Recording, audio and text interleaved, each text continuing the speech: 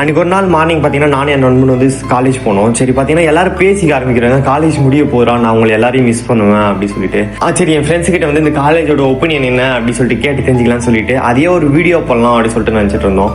சரி model exam ஒரு பக்கம் வச்சுட்டு இது வீடியோ ஒரு பக்கம் ஒரு பண்ணலாம் அப்படின்னு சொல்லிட்டு நாங்கள் போயிட்டு இருக்கோம். சரி வாங்க வீடியோ பார்க்கலாம்.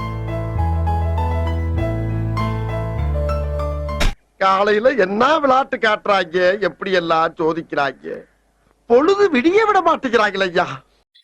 அந்த காலேஜ் சேர்ந்ததுல இருந்து நீங்க என்ன கத்துக்கிட்டீங்க? இந்த காலேஜ் சேர்ந்து ஃபர்ஸ்ட் சேர்றப்ப காலேஜே தெரியல ஃபர்ஸ்ட். அப்புறம் இந்த காலேஜ்ல சேர்ந்த பிறகு நிறைய ஃப்ரெண்ட்ஸ் கிடைச்சாங்க. அப்புறம் இந்த காலேஜ் உள்ள வரப்போ ஒரு லவ் ஒன்று இருந்துச்சு. அத வேற ஞாபகப்படுத்திட்டீங்க, நெஞ்சமெல்லாம் பொண்ணா இருக்கு தம்பி, மறக்க முடியல.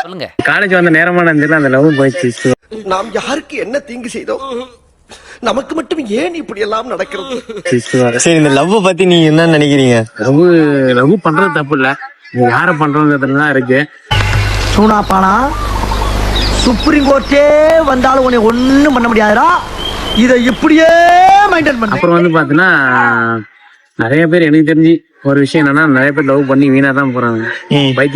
டேய் இந்த பச்சை தண்ணி குடிச்சிட்டு பாயசம் சாப்பிட்ட மாதிரி பில்டப் கொடுக்குறதுலாம் என்கிட்ட வேணாம். பத்தி நீங்க என்ன நினைக்கிறீங்க? என் ஃப்ரெண்ட்ஸை பத்தி அது இருக்கானுங்க, இவனை பத்தி நான் என்ன சொல்றது, ஒருத்தன் கஞ்சா குடிக்கி, ஒருத்தன் பொம்பளை பொறுக்கி.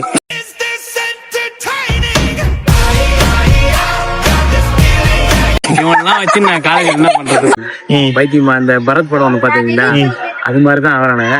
மேக்சிமம் லவ் பண்ணுங்க, ஃபேமிலியை லவ் பண்ணுங்க, கல்யாணம் பண்ணிட்டு லவ் பண்ணுங்க.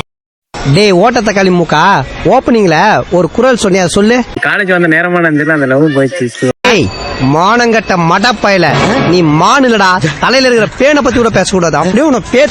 இந்த காலேஜ் முடிச்சுட்டு தேர்ட் இயர் படிக்கிறீங்க, தேர்ட் இயர் முடிச்சுட்டு இப்போ நீங்க வெளியே போறீங்க. இந்த இவ்வளவு நாள் இந்த காலேஜ்ல படிச்சு ஏன்னா மறக்க முடியாத நினைவுகள் அந்த மாதிரி? ஏன்னா ஃபீல் எல்லாம் சொல்ல முடியாது. ஏன்னா நான் ரெஃபா இருந்திருக்கப்போ வந்து நிறைய பசங்க வந்து என் கூட நிறைய ஃப்ரெண்ட்ஸா இருக்காங்க, அவங்களை நான் மிரட்டிட்டு அது ஒரு தனி கெத்து. அந்த ரெஃப்ன்ற உள்ள வரப்போ அது ஒரு கெத்து. இந்த மாதிரி அங்கங்க அடமொழி வச்சு வாழ்ற வழி இல்ல, நாங்க ஆண்டாண்டு காலமா பரம்பரை அடமொழியோட வாழ்ற குடும்பம்டா. வெளியில இருக்கிறப்ப பசங்க கூட ஜாலியா உள்ள போயிட்டு அந்த ஒரு கட்டுப்பாடுக்குள்ள அவங்கள கொண்டு வரோம்ல. இதுக்கப்புறம் நான் அங்க போயிட்டு எப்படி இருப்பேன் தெரியாது. வெளி காலேஜ் போய் காலேஜ் லைஃப் பத்தி என்ன நினைக்கிறீங்க? காலேஜ் லைஃப் சேர்றப்போ ஒண்ணுமே தெரியாது. இந்த படத்துல ஒருத்தவங்க சொல்லுவாங்க பார்த்தா இனிது அது மாதிரிலாம் இருக்காது. அதை நம்ம தான் அமைச்சிக்கணும். ஓகேங்களா? லாஸ்ட் போற நேரத்துக்கு வந்து ரொம்ப ஃபீலா இருக்கும். காலேஜ் வந்து சேரும்போது எப்படா வெளியே போகும்னு சொல்லிட்டு இருக்குது. இப்ப ஏன்டா இன்னும் கொஞ்ச நாள் இருக்குமா அப்படின்னு சொல்லிட்டு நினைக்க தோணுது. கடைசி மூமெண்ட் தான் தெரியும் அந்த காலேஜ் லைஃப் பத்தி. என்னுடைய காலேஜ் லைஃப் முடிய போகுது அப்படின்னு சொல்லிட்டு நினைக்கும் போது I feel really bad. This is my குட்டி ஸ்டோரி பட் பெரிய லெசன். காலேஜ் லைஃப்னாவே எப்பவுமே கோல்டன் மெமரிஸ் தான் இருக்கும். எனக்கு வந்து காலேஜ்னாவே என்னுடைய ஃப்ரெண்ட்ஸ் தான் ஞாபகம் வருவாங்க. காலேஜ் லைஃப் முடிய போதே அடுத்தது என்ன பண்ண போறோமோன்னு சொல்லிட்டு தான் எங்களோட எல்லார் மைண்ட்லயும் அப்படியே ஓடிட்டே இருக்கும். அதுக்கு முடிவே இல்லை. இன்னும் ஒரு சில மாசத்துல உங்களுக்கு கண்டிப்பா மிஸ் பண்ணுவேன். I really chat. உன் கூடயே இருந்த உன்னுடைய ஃப்ரெண்டு, செட் ஆகாத ஒன் சைட் லவ், ஃப்ரெண்ட்ஸ் கூட போட்ட சின்ன சின்ன சண்டை, சில சமயங்கள் ஃப்ரெண்ட்ஸ் கூட போட்ட பெரிய சண்டை.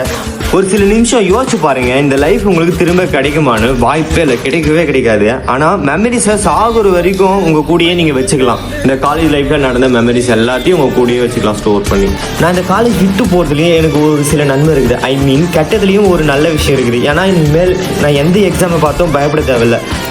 உங்கள் லைஃப்பில் மிஸ் பண்ணக்கூடிய உங்களுக்கு பிடிச்ச ஃப்ரெண்ட்ஸ்க்கு இந்த வீடியோஸ் வந்து ஷேர் பண்ணுங்கள். உங்கள் காலேஜில் உங்கள் ஃப்ரெண்ட்ஸ் கிட்ட சின்னதாக சண்டை போட்டுருப்பீங்க. சின்ன சண்டையோ பெரிய சண்டையோ அதெல்லாம் மறந்துட்டு போய் பேசுறீங்க. வெக்கமான சூடு சொரணை எல்லாத்தையும் விட்டு பேசுறீங்க. ஏன்னா காலேஜ் முடிச்சுட்டு நீங்கள் பேசுவீங்களோ பேச மாட்டீங்களோ தெரியாது.